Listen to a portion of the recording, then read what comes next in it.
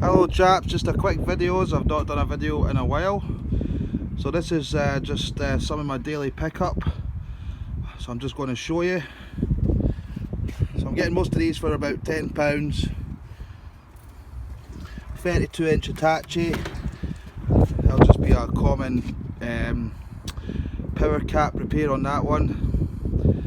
Just a quick easy fix, power board fix. And then we've got an Alba, the same again, stuck on standby. That'll be a quick fix as well. I've got a smash one behind that, exactly the same, so I could just use that power board.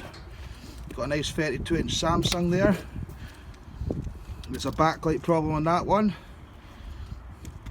And then we've got a Blapunk, it's a backlight problem on that one.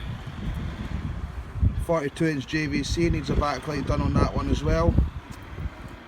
And then we've got a nice Philips Ambilight, also with a backlight problem. Now these models sell for good money, and the parts are worth good money as well. So a couple of backlight fixes there, a few power board repairs, and then we've got some smash TVs here that I pay £5 each for.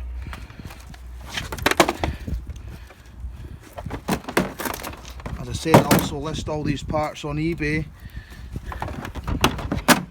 What to look out for is these Philips models.